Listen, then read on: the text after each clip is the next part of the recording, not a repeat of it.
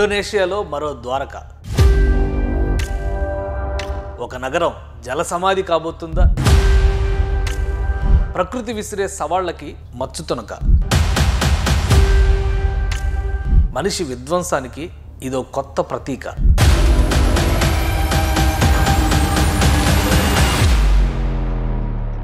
ప్రపంచ దేశాలని సమస్యలు వెంటాడుతున్నాయా? ఓ పక్క యుద్ధాలు, మరో పక్క మాంద్యం, భయాలు. రోజు రోజుకి వృద్ధి చెందుతున్న టెక్నాలజీ, దానికి సరికొత్త సవాళ్లు విసురుతున్న ప్రకృతి. ఇండోనేషియాకి అలాంటి కొత్త సమస్య వచ్చి పడింది. రాజధాని జకార్తా నీటి పాలు కాబోతోంది. ఎస్, మీరు విన్నది 100% నిజం.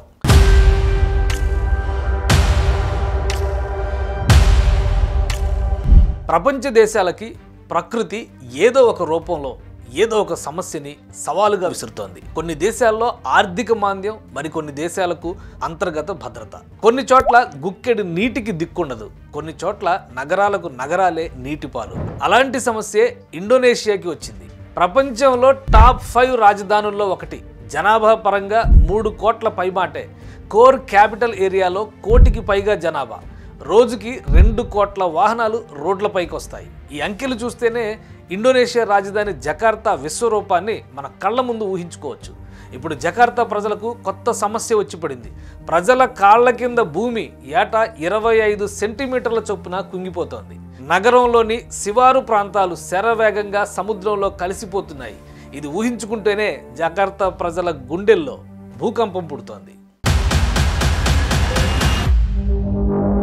ఇండోనేషియా, ఇండియాకి మధ్య బలమైన సాంస్కృతిక బంధం ఉంది. జకార్తా పేరే సంస్కృత పదం నుంచి పుట్టింది.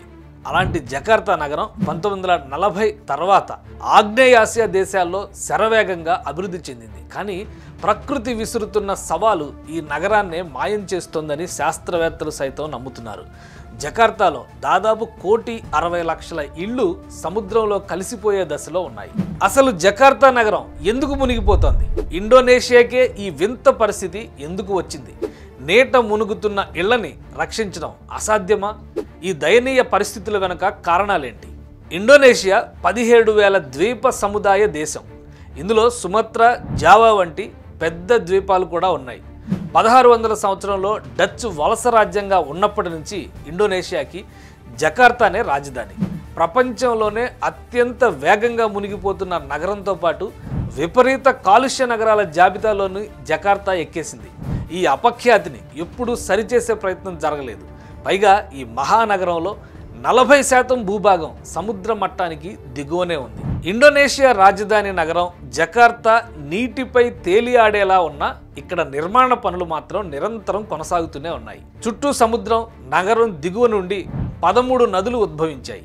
భూమిపై విపరీతమైన ఒత్తిడి వల్ల గత 10 ఏళ్లలో 2.5 మీటర్ల మేర భూమి సముద్రంలోకి కలిసిపోయింది. జకార్తా నేల చిత్తడి నేల కావడం కూడా మరో సమస్య. సముద్ర తీరాల్లో పర్యావరణ సమతుల్యం కాపాడేందుకు చిత్తడి నేలల్ని పరిరక్షించాలనే అంతర్జాతీయ ఒప్పందాలున్న ఇండోనేషియా పాలకులు పట్టించుకోలేదు. ఈ పాపాల వల్లే చాలా ప్రాంతాలు తరచుగా నీటిలో మునిగిపోతూ ఉంటాయి. చుట్టూ నీరున్న తీవ్రమైన తాగునీటి కొరత జకార్తాకి మరో శాపం. మంచినీటి కోసం బోర్లు వేస్తే భూమి కుంగిపోతోంది. దీంతో నీటి సరఫరాకు ఇతర ప్రాంతాలే దిక్కు. పారిశ్రామిక వినియోగం కూడా భూగర్భ జలాలపై తీవ్ర ప్రభావం చూపుతోంది. అన్నీ కలిపి వారు తీసుకున్న గొయ్యిలో వారే పడ్డట్టయింది.